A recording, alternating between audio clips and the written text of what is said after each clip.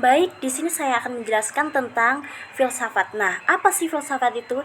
Kita sering kan mendengar filsafat di benak kita, lalu filsafat sendiri itu apa sih?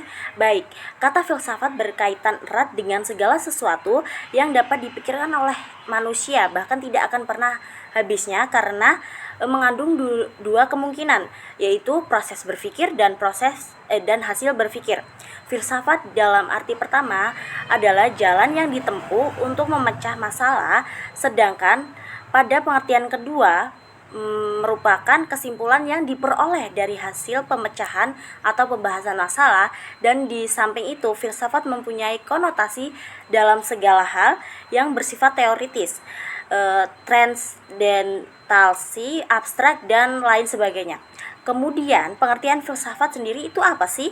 Nah, di sini saya akan menjelaskan tentang pengertian dari segi bahasa.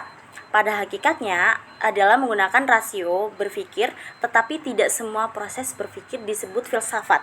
Oke, manusia yang berpikir dapat diketahui dalam kehidupan sehari-hari.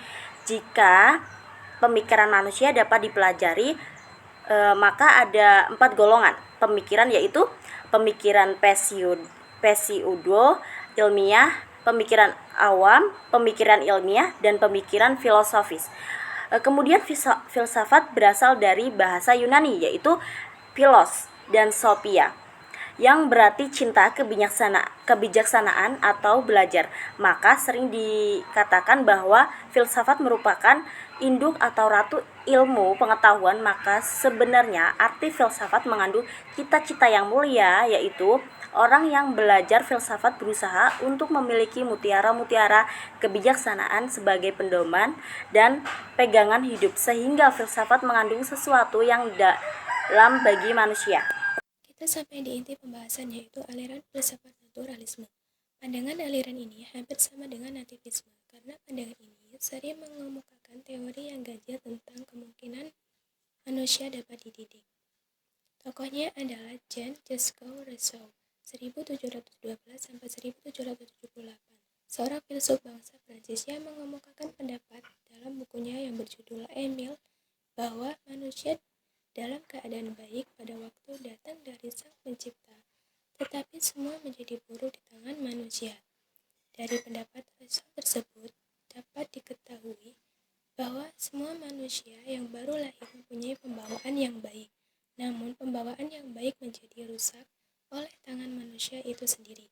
Artinya pendidikan akan dapat merusak pembawaan anak yang baik, karena aliran ini tidak memandang perlu adanya pendidikan bagi pengembangan bakat dan kemampuan anak.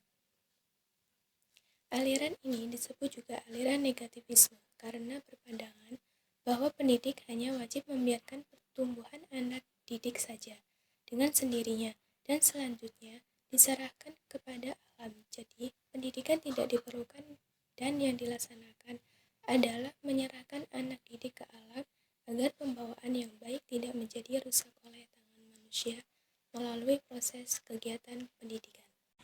Seorang psikolog Australia yang bernama Rolf Fraser mempunyai pendapat yang hampir sama dengan tadi, yakni mengemukakan bahwa manusia hanya hasil suatu proses alam menurut hukum tertentu, atau manusia itu bertanggung jawab kepada dirinya tentang keadaan dirinya.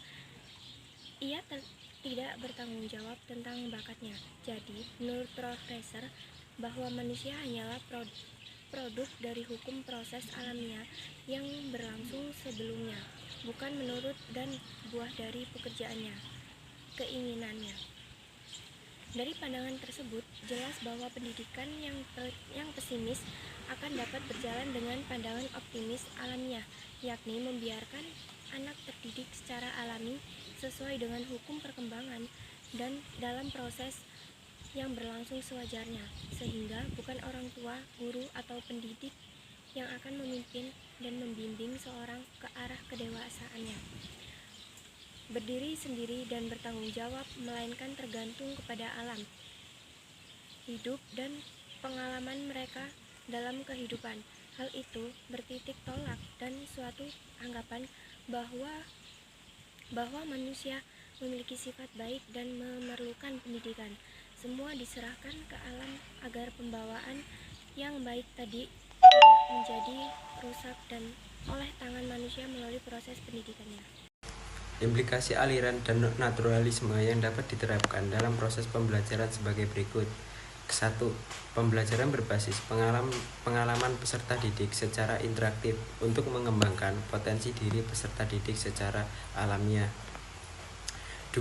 Memfasilitasi dan menyediakan lingkungan belajar yang kondusif, menanamkan tanggung jawab belajar pada diri peserta didik yang berorientasi pada sikap positif dan motivasi pendidik. Ketiga, menyediakan sistem pembelajaran yang sesuai dengan minat dan bakat peserta didik yang berorientasi pembelajaran aktif, kreatif, inovatif, dan menyenangkan. Berkaitan dengan implikasi di atas, aliran naturalisme menitik beratkan pada strategi belajar yang bersifat pedantris, belajar berpusat pada anak. Faktor kemampuan anak menjadi pusat perhatian dalam pembelajaran. Oleh sebab itu, diperlukan penyelenggaraan pola pendidik yang cenderung mengembangkan dan mendorong aktivitas kemandirian anak sesuai dengan minat dan bakat.